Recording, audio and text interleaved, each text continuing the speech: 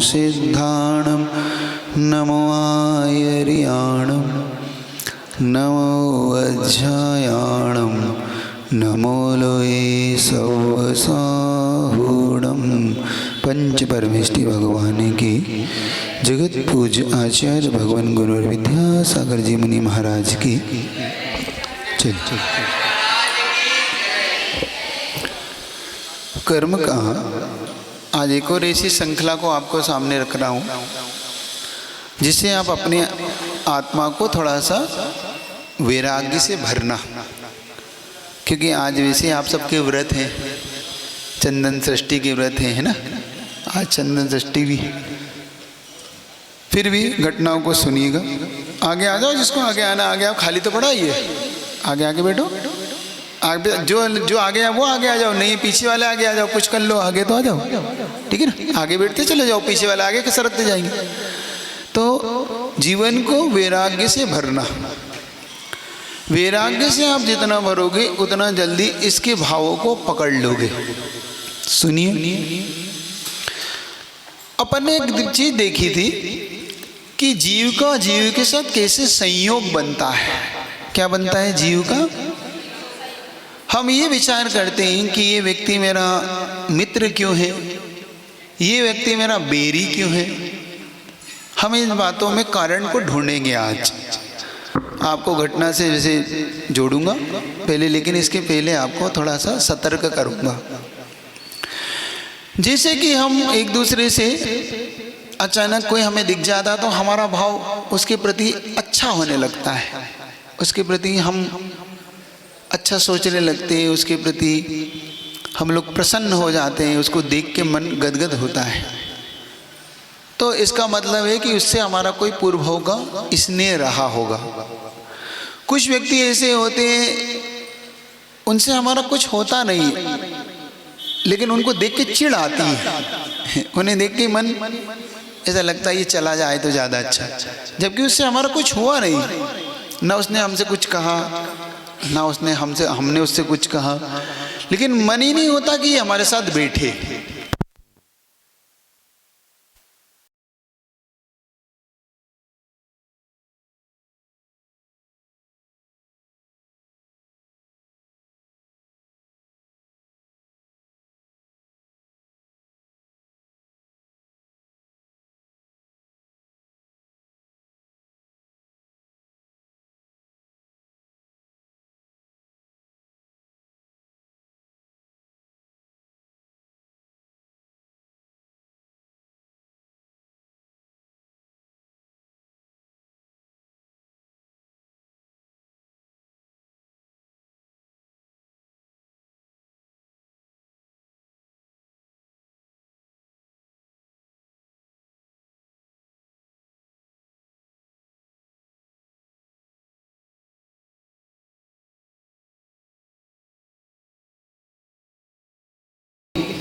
चलिए थोड़ी सी घटना को आपके सामने रख।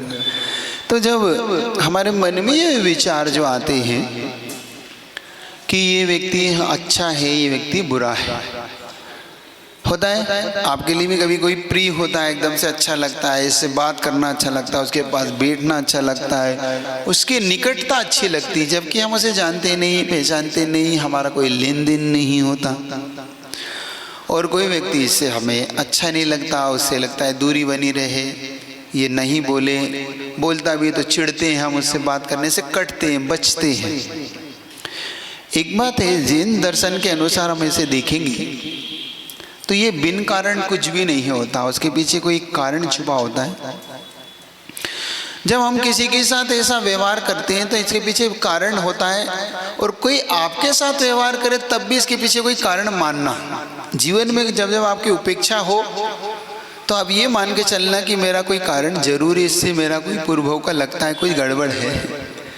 और कोई स्नेह हो, बिन कारण आपके स्नेह हो रहा हो तो समझना कि पूर्वभाव का इससे मेरा कोई लगता है स्नेह है। आपके सामने एक श्रेणी की एक घटना रखी थी, आपको याद होगा कि एक मुनि महाराज को आहारदान करने से श्रेणिक ने लोगों को रोका था। और वो मुनि महाराज जब मरण को प्राप्त हुए तो उन मुनि महाराज ने ये क्या प्रण किया था कि मैं इससे बदला लूं, क्योंकि इसने मुझे आज आहार नहीं दिया। और मरण करके उनका जन्म कुड़िक के रूप में हुआ था। याद है आपको? नहीं है? याद है? हाँ, चलिए वहीं से आपको थोड़ा आगे ले चलता हूँ। श्रेणिक के जीवन में कितना बड़ा कारण उत्पन्न हुआ, जिसने छायिक सम्यक दर्शन प्राप्त किया था भगवान के समूह में। क्या प्राप्त किया था? छायिक सम्यक क्या होता है? कोई बताएगा आप में से? छायिक सम्यक क्या होता है? छायिक सम्यक क्या होता है? कोई बताएगा? आज सुबह ही बताया था मैंने। बताया था? क्या होता है बताओ ना। ओ भैया उनका माइक चाहिए। हाँ, क्योंकि छायिक सम्यक दर्शन पहले होता है क्या है? हाँ, केवली भगवान का स्मरण करना और दोषों को मतलब ना लगना। नहीं, छायिक सम्यक दर्शन का मतलब ये नहीं होता। छायिक दर्शन का मतलब होता है जिनकी मिथ्यात रूपी प्रकृतियां नष्ट हो चुकी हैं, अनंतानुबंधी जा चुकी है, ऐसे जीव को छायिक सम्यक दर्शन प्राप्त होता है। अनंतानुबंधी क्रोधमान मायलो, मिथ्यात, सम्यक मिथ्या, सम्यक प्रकृति, ये 7 प्रकृतियों का जब क्षय हो जाता है उस जीव को छायिक सम्यक की प्राप्ति होती है। और एक बार छायिक सम्यक प्राप्त हो जाता है उस जीव को कभी भी मिथ्या तो अब नहीं आ सकता जीवन में, क्योंकि उसका निर्मल सम्यक दर्शन हो चुका है। ऐसा सम्यक दर्शन जब प्राप्त होता है वह नियम से जीव 3 या 4 भाव में मोक्ष चला जाता है। कितने भाव में चले जाता है? जिसको छायिक सम्यक दर्शन प्राप्त हो गया तो ज़्यादा ज़्यादा 4 भाव, कम से कम 3 भाव में वो जा सकता है, और अधिक कम से कम अंतिम भाव यही हो सकता है जिस भाव में प्राप्त किया उसी भाव में भी मोक्ष जा सकता है। तो ये कहलाता है छायिक सम्यक दर्शन। ठीक है, निर्मल होता है। ऐसा छायिक सम्यक दर्शन प्राप्त करने वाला श्रेणिक देखो कैसे अंत में अंतिम प्राप्त कैसे करता है, क्योंकि उसने जो कर्म बांधा था वो कर्म उसके जीवन में चैन के रूप में बंधा। किसके रूप में बंधा? क्योंकि तुमने मुनि महाराज के साथ ये व्यवहार किया तो तुम्हारे जीवन में भी अब जब तक वो कर्म फल ना दे दे तब तक तुम्हें भी चैन से जीने नहीं देगा। जब कुणिक का जन्म हो गया और कुणिक का जन्म हो गया, कुणिक ने जब धीरे धीरे बढ़ने लगा तो कुणिक के जीवन में एक सबसे घटना, महत्वपूर्ण घटना देखना है, पिता और पुत्र का प्रेम कितना था उन दोनों में। श्रेणिक एक बार श्रेणिक के मन में आया कि कम से कम अब मेरा जीवन का अंतिम क्षण चल रहा है, तो क्यों ना मैं अपने जीवन को अब मुनि वैराग्य बनोला मैं अब संयम धारण करूं। लेकिन श्रेणिक ये कर नहीं पाया। क्यों नहीं कर पाया? एक बताएगा। उसमें से उसका कारण ये था कि श्रेणिक ने नरक आयु का बंद कर लिया था। किसका बंद कर लिया था? हाँ। और जो जीव एक बार नरक आयु का बंद कर लेता है, एक बार तिरंच आयु का बंद कर लेता है, और अगर उसने मनुष्य को ये बंद कर लिया तो कभी भी संयम धारण नहीं कर सकता। मान लो आप लोग मनुष्य हैं और आपने तिरंच, नरक या मनुष्य, इन 3 आयु का अगर बंद कर लिया तो आप कभी भी संयम धारण कर ही नहीं पाओगे। ना आप मुनि बन पाओगे, ना प्रतिमा ले पाओगे, ना आरिका बन पाओगे। क्यों? क्योंकि तुमने ऐसी 3 आयु का बंद कर लिया जिनके ले होने के बाद फिर आप संयम धारण नहीं कर सकते। सिर्फ देव गति ही ऐसी जिसमें संयम। तो उसने नरक आयु को बंद कर लिया। अब वो मन में सोच तो रहा है कि मैं मुनि बन जाऊं, तो उसने राज्य को किसको दूं? तो उसने अपने सबसे प्रिय पुत्र कुणिक को सबसे ज्यादा चाहता था ये, अभय कुमार से भी ज्यादा, क्योंकि चेलना का पुत्र था और चेलना को सबसे ज्यादा राजा चाहता था चेलना के लिए, क्योंकि पटरानी थी वो, और पटरानी का जो पुत्र था वो कुणिक था। तो इसने कुणिक को बुलाया और राजपाट सौंप दिया। कुणिक को राजा बना दिया, खुद राजपाट से निवृत्त हो गया। और जब इसने पूरे राजपाट को छोड़ दिया तो इसके मन में एक बात आई कि अब जीवन को व्यवस्थित करना है। लेकिन कुणिक के मन में क्या भाव आया अब देखना। कुणिक राजा बन गया, पूरे व्यवस्थित हो गया, सब कुछ हो गया, और अचानक कुणिक के मन में पूर्व भाव का स्मरण हो आया कि ये देखो मैं जब मुनि था, जाति स्मरण हो आया कि देखो जब मैं मुनि था तो इसने मुझे आरत नहीं करने दिया था, और जब वो स्मरण आया तो इसको इतना बेर हो आया, इतना अंदर से बेर उठा कि अब इसको छोड़ना नहीं है। उसी समय उसने अपने पिता को जेल में डाल दिया। किस में डाल दिया? देखो, जिस पिता ने अपने पुत्र को चाहा, अपने पुत्र के लिए स्नेह किया, राज्य दिया, उसी पिता को कारागार में डाल दिया, जेल में डाल दिया। और जब जेल में डाल दिया तो धीरे धीरे ये बात पूरी प्रजा में फैल गई, घर में फैल गई, और ये बात चेलेना को पता पड़ी। चेलेना को पता पड़ी तो चेलेना को अच्छा नहीं लगा कि तुम अपने पिता के साथ ये दुर्व्यवहार कर रहे हो, और वो भी पुत्र होके। तो चेलेना ने ज़्यादा कुछ कहा नहीं, पहले तो शांति से वो देखते। एक दिन ऐसी घटना कुणिक के साथ घटी कि चेलेना ने उसे हिला दिया। हुआ यूं कि चेलेना बैठी हुई थी और कुणिक अपने पुत्र को गोद में लेकर भोजन कर रहा था, और जब वो भोजन कर रहा था तो अचानक पुत्र ने लघु शंका और दीर्घ शंका कर दी। छोटे बच्चे गोद में खिला रहा था और इधर भोजन कर रहा था। भोजन करते करते जब उसने लघु शंका दीर्घ शंका कर दी तो बच्चे होते हैं, लेकिन इस बात से भी कुणिक को घृणा नहीं हुई, बल्कि अपने पुत्र पर प्रेम ही आया। देखो कैसा मोह होता है।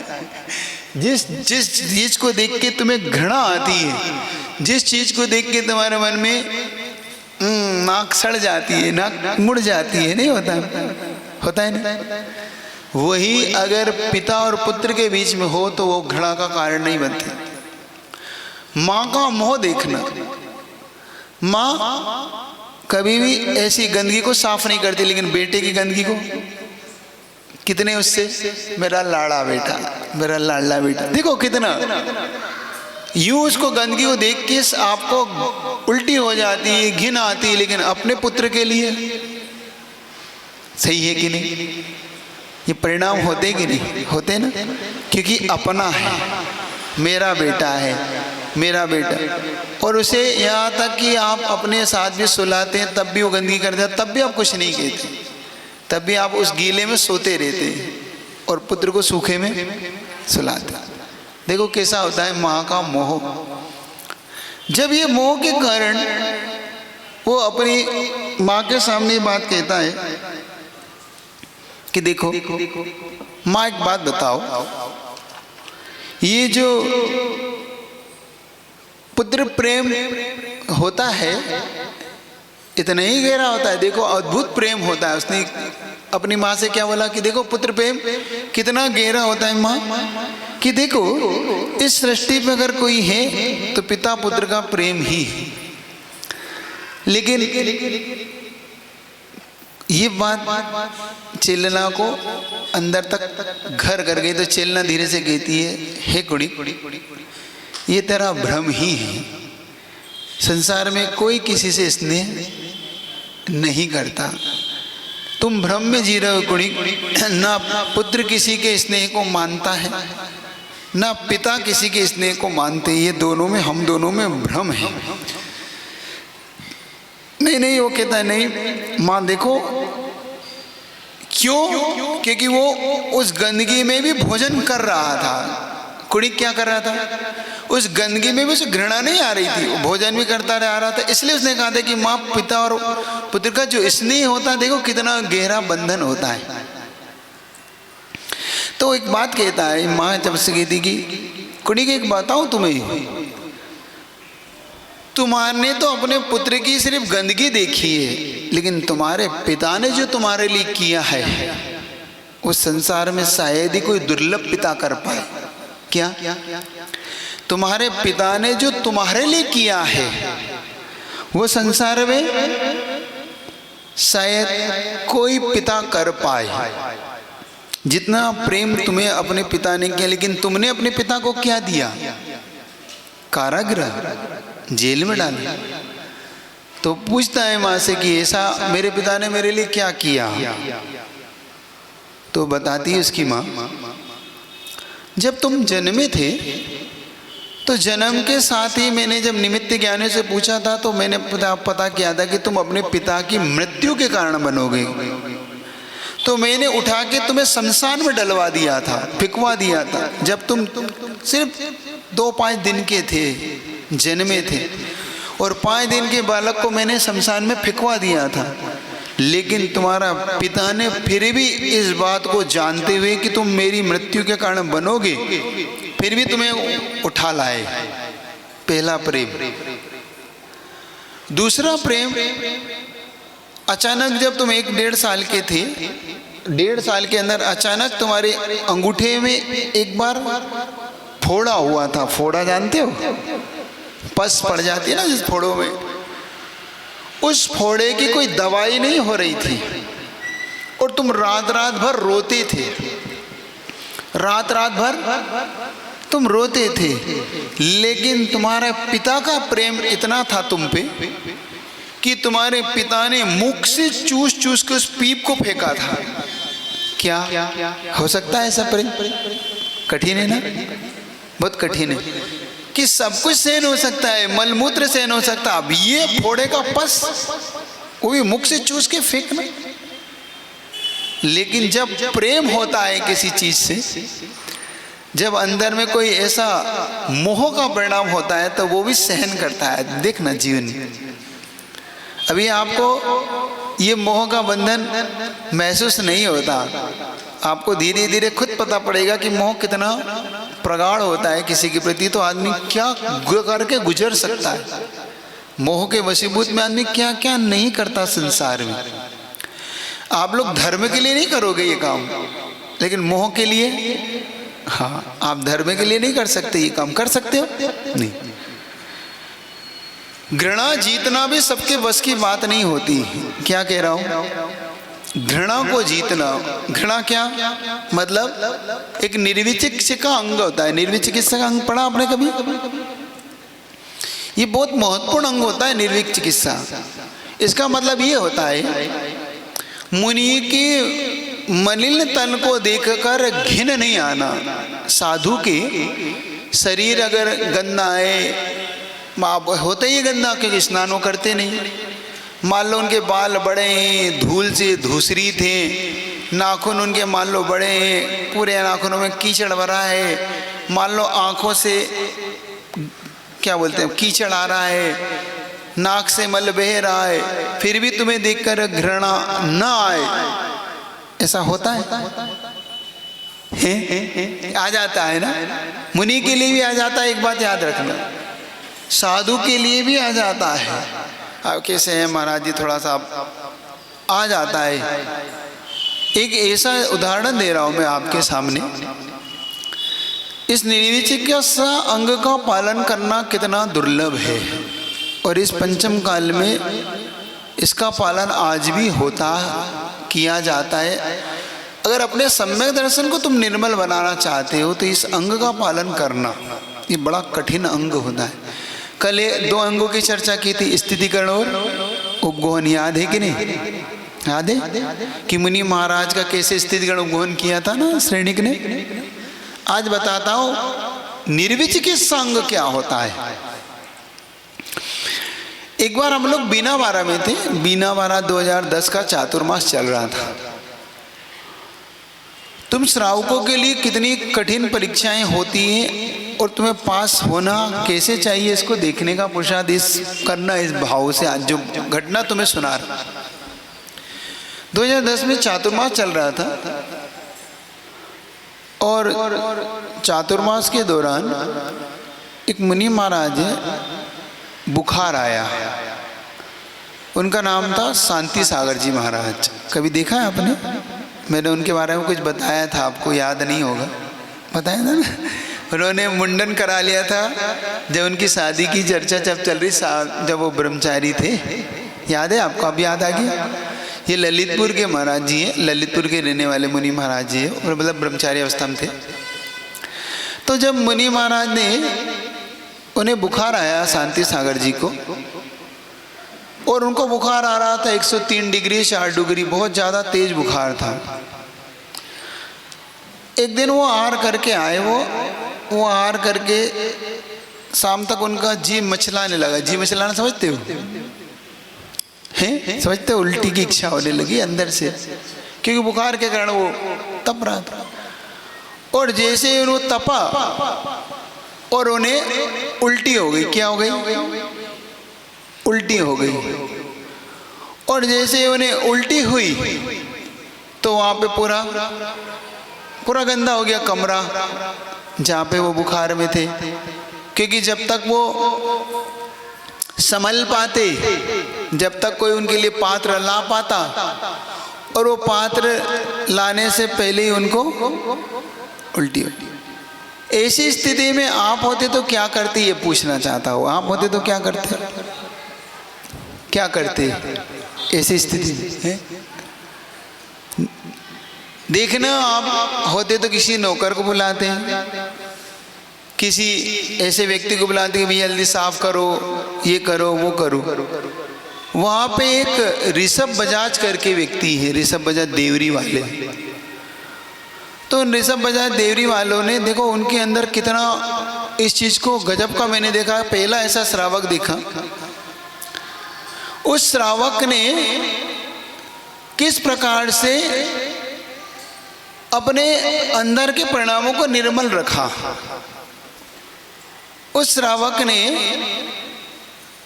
ऐसी अवस्था में भी अपने हाथों से क्या, अपने हाथों से इस उल्टी को उठा के और एक पात्र में भरा। आप कर नहीं सकते ये काम। निर्विचिकित्सा अंग को समझना कि कैसे वैयावृत्ति की जाती है। जिस चीज़ के लिए आप घृणा करते हो, जिस चीज़ के लिए आपके मन में भाव आता है, और हो सकता है कि आप बैठते भी नहीं, लेकिन उस श्रावक ने मेरे सामने जब देखा, उन्होंने ऐसे पात्र और पूरे हाथ वगैरह धो के मुनि महाराज को अच्छे से पोंछ के, संयोग से वो फिर हो गई, उनको डबल हो गई। लेकिन उसने घृणा नहीं की कि कोई बात नहीं महाराज, आप घबराओ नहीं, मैं तो आपको व्यवस्थित करूं। और मुनि महाराज ने धीरे धीरे करके पूरे, अब जब उनको 1-2 बार और हो गई तो उन्होंने पूरा बार साफ किया, लेकिन घृणा कभी नहीं की। उन्होंने इस बात की घृणा नहीं की कि मैं कब तक करूँगा, मैं ही करूँगा किसी को। जब ऐसे भाव उत्पन्न होते हैं उसका नाम होता है निर्विचिकित्सा अंग। क्या कहलाता है वो? उस श्रावक की मैं आज तारीफ करता हूँ यहाँ से कि देखो उसके अंदर का निर्मल परिणाम, साधु के लिए वैयावृत्ति का जो परिणाम अंदर से आया।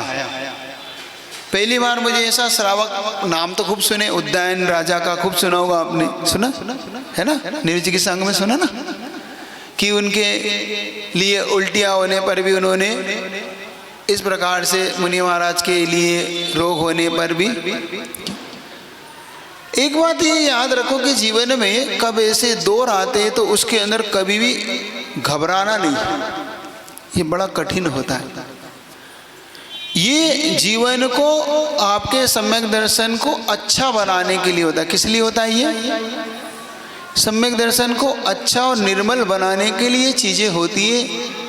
सम्यक दर्शन को उत्कृष्ट बनाना हो तो इन चीज़ों को अपने जीवन का आधार बनाओ। कभी भी इस चीज़ से घृणा मत करो, ग्लानि मत करो कि हम ये काम हम क्यों करें। ये होता है निर्विचिकित्सा अंग। सम्यक दर्शन को निर्मल बनाना हो अगर आपके लिए तो याद रहेगा ये। कभी भी साधु के जीवन में, अपने जीवन में साधु के ऐसे साथ कभी हो तो डरना नहीं कभी, और अपने साधर्मी के साथ हो तो भी नहीं डरना। अपने परिवार में मोह के लिए तो सब करते हैं। किसके लिए करते हैं आदमी? मोह के कारण हर व्यक्ति करता है, अपने पुत्र के लिए, अपने पिता के लिए, माँ के लिए, पति के लिए, सब करते हैं। ये मोह का कारण है। लेकिन जब अपने गुरु के लिए जो करता है, ये उसके सम्यक दर्शन के लिए कारण है।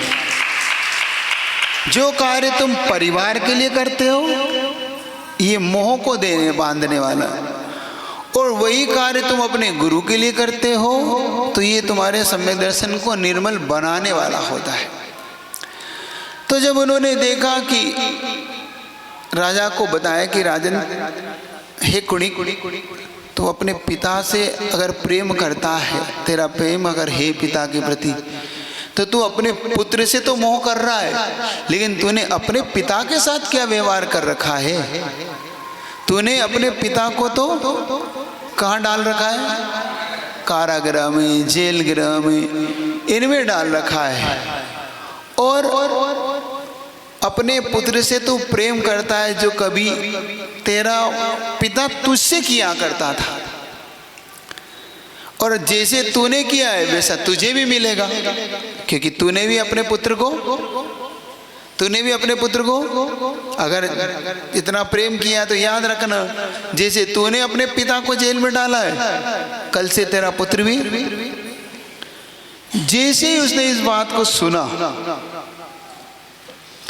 और तूने जो धारणा बना रखी है, तेरी भ्रांति बना रखी कि पिता के प्रति ऐसा प्रेम होता है, ये सब धारणाएं तेरी मिथ्या है। और जैसा तू अपने पुत्र के पिता के लिए शत्रु सिद्ध हुआ, ध्यान रखना तेरा पुत्र भी तेरे लिए शत्रु ही सिद्ध होगा। तूने मेरे सुहाग को, अब देखना श्रेणी वो चेलना कैसे कहती, तूने मेरे सुहाग को, क्योंकि उसका पति को जो तूने इस तरीके से जेल में डाला है, तेरा पिता है, तूने ये उचित नहीं किया। अब ये संबोधन जैसे मिला जिसने अपने बड़े पुत्र अभय कुमार को राज्य ना देकर, क्योंकि पुत्र अभय कुमार बड़ा था, अभय कुमार को राज्य ना देकर सब में तुझे चाहा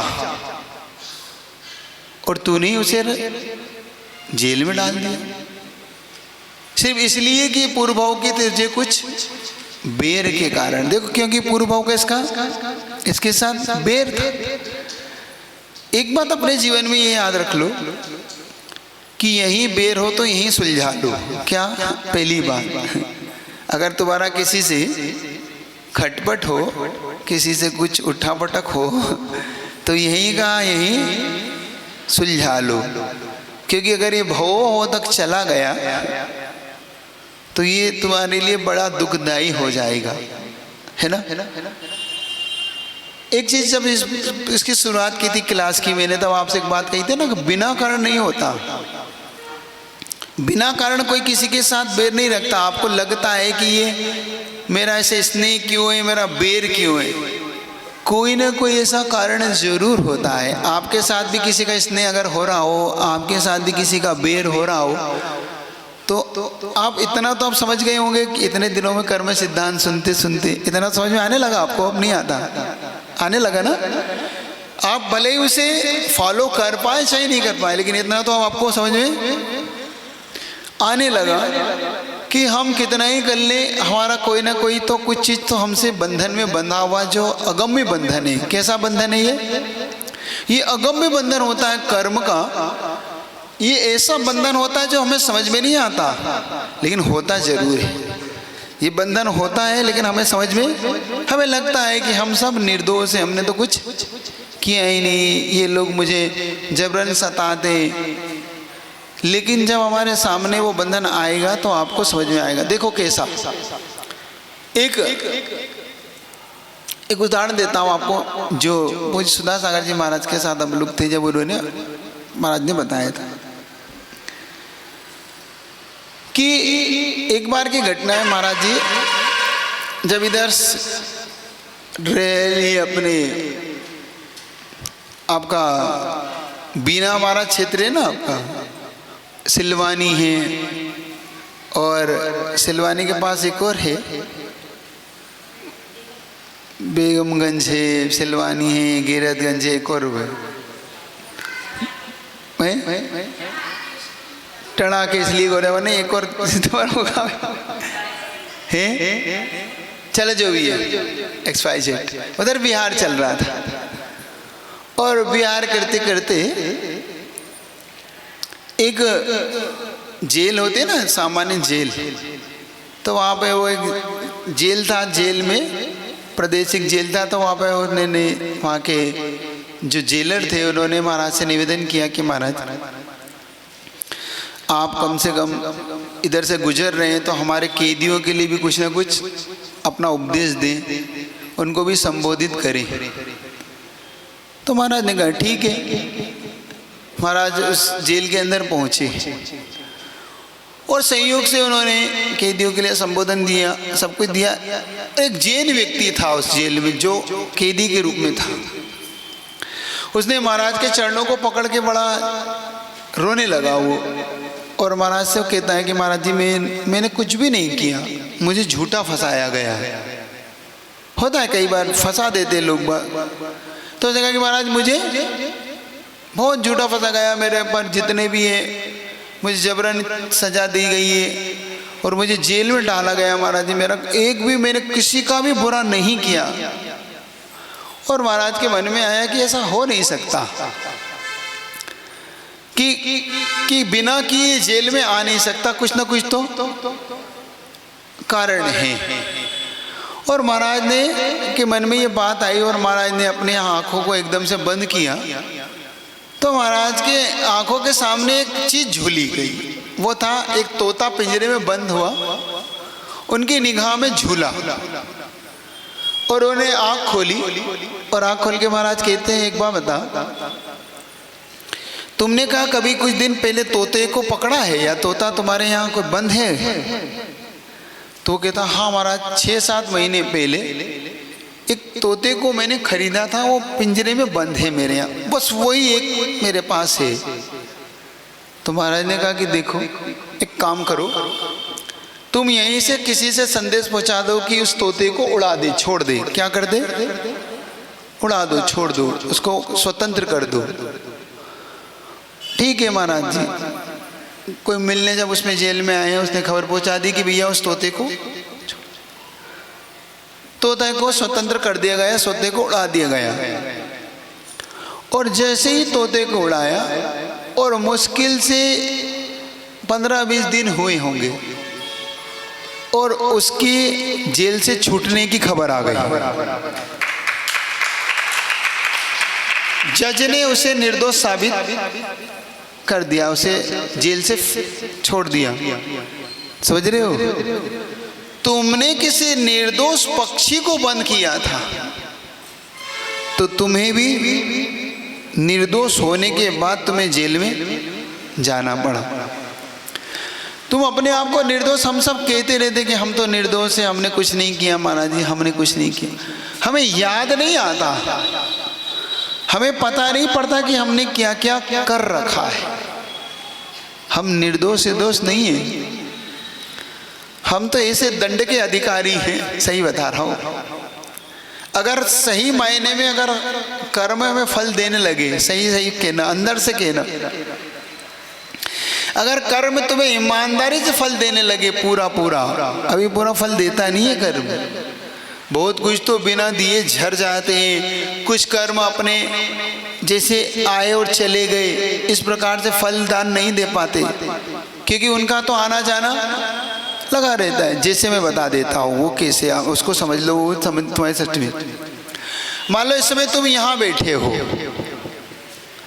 और इस समय तुम्हारा अंतराय कर्म आया है, तो तुम्हें क्या फल देगा? कोई फल नहीं देगा क्योंकि तुम्हारा कोई भोजन पानी कुछ कर ही नहीं रहे हो तुम्हें, तो फल देगा ही नहीं। और उसको तो अपने आके झरना है तो चला जाएगा ना। मान लो तुम्हारा असाता वेदनी का उदय उदीर्णा नहीं कह रहा हूँ, उदय उदीर्णा समझ लेना पहले, उदय है तो उदय है, वो शांति से निकल जाएगा, तुम्हें कुछ नहीं होगा यहाँ पे। क्यों? क्योंकि तुम जिस क्षेत्र पे बैठे हो शांति से निकल गए। तो ऐसे बहुत सारे कर्म होते हैं हमारे जीवन में जो हमें बिना फल दिए झर जाते हैं, अलग अलग होते हैं। जैसे बता, आम होता है, आम, अब उदाहरण देता हूं तो आपको समझ में। आम के जो जितने आम का पेड़ होता है, उस आम के पेड़ में बहुत सारी मोर होती, क्या होती है? मोर। तो जो मोर होती है वो सभी आम में कन्वर्ट नहीं होती। सारी मोर आम में कन्वर्ट होती है? नहीं होती। अगर सभी आम में कन्वर्ट हो जाए तो पेड़ ही गिर जाए। सभी मोर अगर आम में कन्वर्ट हो जाए तो पेड़ टिकने, क्योंकि आम के वजन से ही वो डालियां टूट जाए। बात आपको समझ में आ रही नहीं आ रही? तो सभी, जैसे कि सभी मोर, मोरी बोलते हैं ना, आप क्या बोलते हैं उसको? मोरी बोलते हैं ना, फूल जो होता है आम का फूल। जैसे कि सभी फूल या सभी मोर आम नहीं बनते, ऐसे ही सभी कर्म फल नहीं देते। जैसे सभी फूल फल नहीं बने ना, ऐसे ही सभी कर्म हमें फल नहीं देते। अगर सभी कर्म हमें फल देने लग जाएं तो याद रख लेना, हम संसार में ठहर ही नहीं पाएंगे, हम संसार में कहीं नहीं रुक पाएंगे। ये बात अपने दिमाग में अच्छी तरह से घर कर लेना। ये तो एहसान मानो कर्म का कि कर्म तुम्हें पूरा फल नहीं देता, कर्म तुम्हें छोड़ देता है बीच बीच में। आ गई बात समझ में? आ गई आपको? अब ये याद रहेगा कि नहीं रहेगा? ये प्रसंग याद रहेगा आपको? तुम लोग एक बात बताओ, तुम लोग शिकायतें करते हो, महाराज जी हम इतना पुण्य करते हैं, हम इतने पूजन करते हैं, इतना आहार दान करते हो, और आप लोग बताते हो कि इसका फल ये है, इसका फल है कि नहीं? तो आपके मन में कभी कभी ये बात नहीं आती कि ये सच है कि गलत है? आती कि नहीं आती? बोलो ना हाँ या कहना। आती है ना? जब आपके मन में ये बात आती है कि महाराज जी ने इतना कहते हैं, दिखता तो कुछ है ही नहीं, है ना? होता है ना? अब मान लो कि मैं आपके पक्ष में हो लेता हूँ, अब आपके पक्ष लेता हूँ, अब आपके पक्ष को रखता हूँ भगवान के सामने, कि अब शिकायत मुझसे तो करने से फायदा ही नहीं, भगवान से करो तो ज़्यादा अच्छा, क्योंकि मैं तो भगवान का मेडिटेटर हूँ। क्या हूँ? मैं तो वो डाकिया हूँ जो चिट्ठी लाता है और दे जाता है। डाकिया का कोई दोष नहीं होता उसमें। एक बताओ, तुम्हारे नाम से कोई चिट्ठी आई है तो डाकिया का काम क्या होता है? भाई चिट्ठी दे के चला जाए। अब चिट्ठी में खुशी है कि गम है वो तुम जानो। भाई खुशी गम तो तुम्हारा है, डाकिया क्या करेगा उसमें? तुम डाकिया पे टूट पड़ो, हे इधर आओ, तुम हमारा ये गम की चिट्ठी क्यों लाए, हमारी खुशी की चिट्ठी लाया करो। तो डाकिया कहाँ से लाएगा? भाई जो तुम्हारे चिट्ठी में लिखा है वो अंदर लिखा है। मेरा काम तो चिट्ठी पहुंचाना था, पहुंचा दिया। तो मेरा काम भी भगवान का, और तुम्हारे और भगवान के बीच में मैं क्या हूं? डाकिया हूं मैं। भगवान ने चिट्ठी दर दी, मैंने तुम्हारी चिट्ठी, अब तुम्हारी चिट्ठी में क्या लिखा है तुम जानो। अब तुम्हारी चिट्ठी भगवान तक पहुंचा देता हूं। तुमने कहा कि देखो महाराज जी आप कहते हो, तो मैं नहीं कहता हूँ, ये भगवान कहते हैं कि भाई पूजन करो, अभिषेक करो, दया करो, दान करो, ये सब जीवन को अच्छा बनाने वाला है। तो ये चिट्ठी मैंने तुम तक पहुँचा दी, अब तुम्हारी चिट्ठी उन तक पहुँचा देता हूँ। सुन रहे हो कि नहीं? सुन रहे हो कि नहीं? हाँ। अब तुम्हारी चिट्ठी क्या थी? तुम्हारी चिट्ठी है हमारी इतनी पूजन पर, हमें तो कुछ फल दिखता नहीं। यही है ना चिट्ठी? यही लिखा है ना तुम्हारी चिट्ठी में? अब बता तो दो पहले। यही है ना? यही चिट्ठी है। अब ये चिट्ठी मैंने भगवान को पहुंचा दी। अब सुनो भगवान ने तुम्हारे लिए क्या कहा। हाँ सुन लो। भगवान ने कहा कि विशाल सागर तूने इनकी चिट्ठी मुझ तक पहुंचा दी, अब मेरा संदेश इन तक पहुंचा दे। तो भगवान ने कहा कि अगर इनका पुण्य का फल चाहिए तो चलो मैं आज ही देता हूं। सुन रहे हो भगवान का संदेश? भगवान का संदेश सुनने में आ रहा है आप लोग को? हाँ, भगवान का संदेश आप लोग के लिए लाया हूं। भगवान कह रहे हैं कि जितना भी तुमने आज तक जीवन में पुण्य किया है सबका फल आज देने को तैयार हो। कौन कौन लेने को तैयार है? जरा हाथ खड़ा कर दो जल्दी से। जितना भी तुमने पुण्य किया है, जितना भी। अब कोई नहीं लेने को तैयार है। अभी तो शिकायत कर रहे थे नहीं चाहिए। पुण्य का फल नहीं चाहिए किसी को भी? तो हाथ खड़े करो ना कि हाँ महाराज चाहते हैं हम। भाई मैं जब तो भगवान से कह पाऊंगा कि हाँ महाराज भगवान इनको दे दो, सबको चाहिए ना? हाँ चाहिए, सबको पुण्य का फल चाहिए। चलिए भगवान का एक संदेश, लेकिन पीछे भी एक शर्त है, ये तो सुन लो। पीछे एक शर्त है भगवान की कि भाई जितना पुण्य का फल है और जितना इनके पाप का फल है वो भी आज ही दूंगा। पुण्य का फल भी आज ही और जीवन भर में जितना पाप किया उसका फल भी आज ही। चलिए तैयार? सब लेने को तैयार? पुण्य का पाप का फल दोनों लेने को तैयार हो? हैं? पाप का फल भी समझ लेना। और तुम जानते हो कि पाप का पलड़ा भारी कि पुण्य का? याद रखना, जीवन में हम जितना पुण्य की चर्चा करते हैं और जितना हम पाप की कार्य करते हैं, और अगर पाप का फल अगर मिल जाए ना एक साथ अगर पाप का फल आपको दे दिया जाए तो जीवन जी नहीं पाओगे, सीधा निगोद में जाके गिरोगे। निगोद में कहाँ जाके गिरोगे? हाँ, क्योंकि अपने पाप इतने भारी हैं। ये तो कृपा है इनकी कि हम मनुष्य बने हुए हैं। ये तो कृपा है इनकी कि हम मनुष्य बने में, वरना पाप तो इतने भारी हैं कि अपन मनुष्य पर्याय के लायक भी नहीं है। खुद टटोल के देख लेना। मैं तो कभी कभी कहता हूँ कि कभी अपने जीवन में 5 मिनट दिया करो अपने आप को। देते हो? कभी 5 मिनट एकांत में कभी मंदिर के किसी कोने में बैठ जाया करो और बैठकर जरा अपना हिसाब किताब किया करो। दुकान के तो बहुत हिसाब किताब करते हो ना? घर का हिसाब किताब महिलाएं बहुत रखती हैं। क्या आया, क्या गया, किसने क्या गिफ्ट दी थी, किसने क्या दिया था, शादी में क्या आया था, है ना? ये उसकी इतनी साड़ियाँ आई थी, उसका वो लिफाफा आया था, उसने उसको लिफाफा, सारे आपके पास गुणा भाग सब कुछ है। लेकिन दुर्भाग्य बस इतना ऐसा है कि खुद का कुछ भी नहीं है। दुर्भाग्य की बात इतनी सी है कि आपका अपना हिसाब कुछ भी नहीं है आपके पास। मतलब अपने कर्मों का हिसाब तुम्हारे पास नहीं है, संसार के सारा हिसाब तो तुम्हारे पास है। तो कभी एकांत में बैठा करो और एकांत में बैठ के ये विचार किया करो कि अगर मुझे पुण्य मिलेगा तो कितना मिलेगा और पाप मिलेगा तो, और नहीं हो तो तुम्हें बता देता हूँ, तुम्हारा गणित तुम्हें समझ में आ जाएगा। दिन में घंटे कितने होते हैं? हाँ, क्योंकि मेरा गणित कमजोर था बचपन से। दिन में घंटे कितने होते हैं? दिन में 12 होते, रात में 12 होते, और दोनों मिला के दिन रात मिला के एक दिन होता है। ठीक है? अब तो ठीक है। तो 24 घंटे होते हैं आपके दिन रात मिला के। ठीक है? अब चलिए अपन अब दिन भर की एक सारणी बना लेते हैं।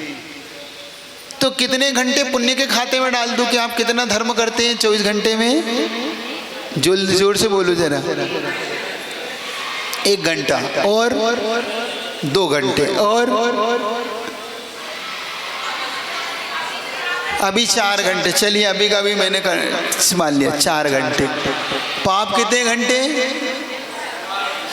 20 घंटे। मतलब 4 घंटे पुण्य के तो पाप कितना गुना हो गया? ये पुण्य से पाप कितना गुना हो गया? 5 गुना। मतलब आप पुण्य 1 गुना करते हैं तो पाप, अब बताइए पुण्य का फल ज़्यादा हुआ कि पाप का? क्या चाहते हो भगवान से? नहीं चाहते ना? अब हमें महाराज कुछ नहीं चाहिए, जो है उसमें हम संतुष्ट हैं। हम जो हमें प्राप्त है वो पर्याप्त है। आ गए लाइन पे? याद रखो, हम कितनी शिकायतें कर लें, लेकिन जब ऊपर वाले के पास जो कुछ है वो कुछ हमारे पास है। एक चीज मैंने पढ़ी थी, वो आपको देके अपनी बात पूरी कर देता हूँ। लोग ऊपर वाले से शिकायतें करते करते ना बताते हैं भगवान हमारे जीवन ऐसा है, हमारे जीवन में ये तकलीफ़ें, हमारे जीवन में ये तकलीफ है ना। हम भगवान को बहुत सारी चीज़ें अपनी जीवन की कहते हैं। आप लोग कहते हैं कि नहीं कहते? कहते हैं भगवान से? सभी कहते हैं कि कुछ लोग कहते हैं? कोई कुछ नहीं कहते हैं? भगवान से कहते हो कि नहीं कहते हो? कहते हो? बोलो ना, हाँ या ना, कुछ बोल ही नहीं रहे। आप तो इतने सीधे बन जाते हो, इतने भोले, इतने भोले हो तुम, इतने भोले हो कि ढक्कन छोड़ के गोले उठा ले जाते हो, है ना? इतने भोले हो। किसी व्यक्ति ने कहा, तुम भगवान को ये मत बताओ, तुम भगवान को ये मत बताओ कि तुम्हारी मुसीबत कितनी बड़ी है।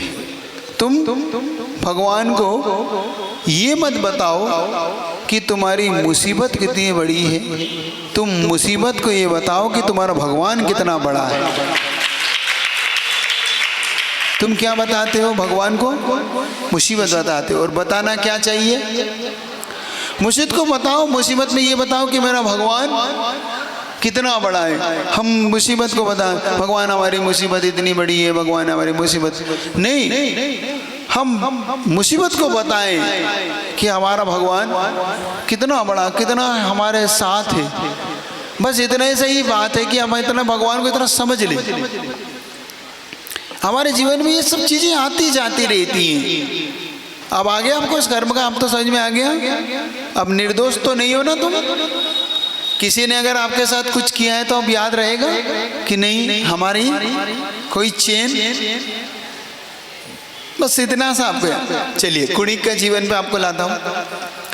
जब ये बात कुणिक को पता पड़ी कि मेरे पिता ने मुझे पाला है, पोसा है, इतने दुखों में मुझे मेरे साथ मेरे उस फोड़े को चूस के फेंका है, सब पुत्र में मुझे राज्य दिया है, माँ ने मुझे शमशान में डाला था फिर भी मुझे उठाया है, तब कुणिक का मन थोड़ा सा पसीज गया।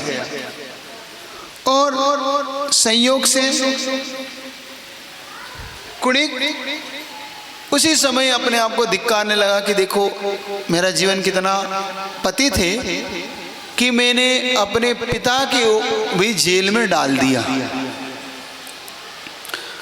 और ये पिता को छुड़ाने के लिए उसी समय इसके मन में आता है कि देखो पिता को जेल से निकालना चाहिए। माँ का संबोधन जब मिलता है, जब माँ इसको कहती है कि तुमने अपने पिता को जेल में डाला, तब इसके मन में ये बात आती कि नहीं, अब मुझे पिता को छोड़ना चाहिए, पिता से क्षमा मांगना चाहिए।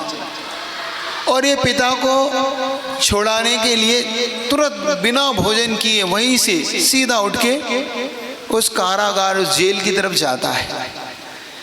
और जैसे जेल की तरफ जाता है तो उसके मन में पिता उसको देखते और पिता के मन में इतना भाव आता है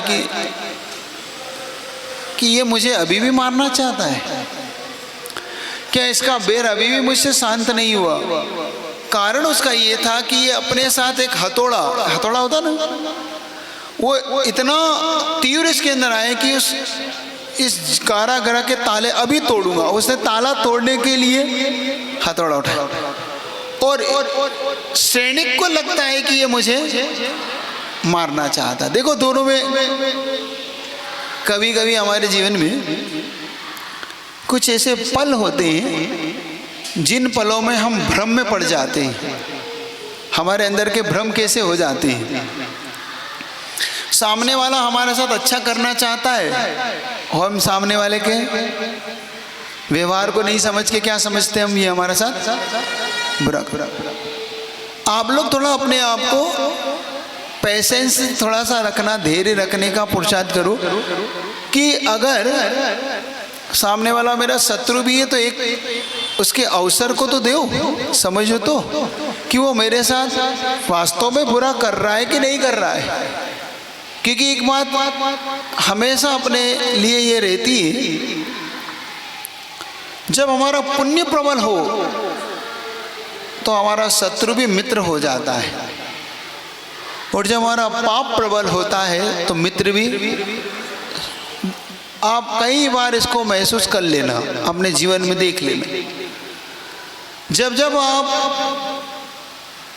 का पुण्य तेज होगा, आपका विरोधी भी आपके लिए सहयोग करने लग जाता है, वो आपके सपोर्ट में आने लग जाता है।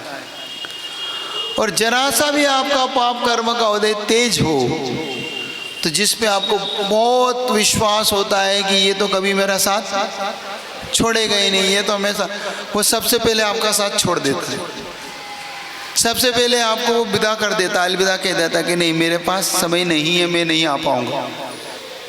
ये कारण है इसमें, एक पुण्य और पाप। इतने दिनों में एक चीज़ तो आपके लिए अब बैठने लगी होगी, अब आपको अंतरंग में समझ में आने लगी होगी कि इतना आप कर्म सिद्धांत सुनते सुनते अब इतने तो आने लगा, नहीं आने लगा? अब तो पुण्य पाप समझ में आने लगा ना, जैसे चेन समझ में आने लगी। अब पुण्य पाप में ज़्यादा नहीं भी कहूँ तो आप समझने लग जाना। ये कर्म सिद्धांत धीरे धीरे आपको सब समझ में आने लगा कि जीवन किस प्रकार से, किस मोड़ पे हमें खड़ा कर देता है। कभी कभी भाग्य हमें कैसे मोड़ों पे ला देता है, कभी कभी भाग्य हमें ऐसी जगहों पे, ऐसे मोड़ पे खड़ा कर देता है, ना हम जी पा रहे हैं ना हम, होता है तो घबराना नहीं।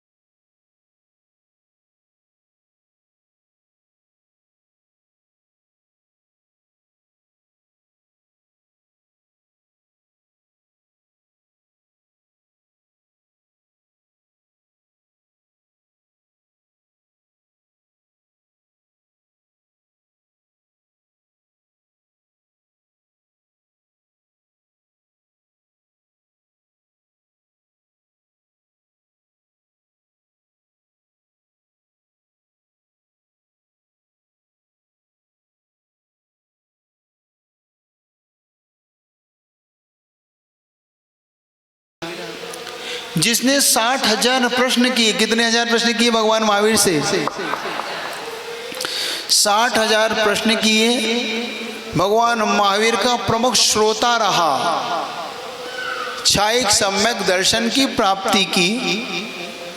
जिसने साधुओं की इतनी विनय की, समोशरण में इतनी भक्ति की, लेकिन जिसके पाप कर्म का तीव्र उदय आया तो उसे भी आत्महत्या करने की नौबत आ गई। क्षायिक सम्यक दृष्टि भी कर सकता, हाँ कर सकता है, क्योंकि अविरति वो क्या है, वो असंयमी है, और असंयमियों का कोई भरोसा नहीं। आचार्य ने एक हाइको लिखा, भरोसा नहीं काले बाल वालों का। अच्छा हाइको है वो, भरोसा नहीं काले बाल वालों का असंयम दशा में। असंयम होते हैं ना, क्योंकि असंयमी है तो काले बाल वालों का कोई भरोसा है नहीं, क्योंकि असंयमी हैं ये लोग। असंयमी किसी के साथ ही मारने पे उतारू हो जाता है, वो अपने स्वार्थ के लिए कुछ भी कर सकता है। इतना ही आज रखूं, ठीक है? आपको एक, हाँ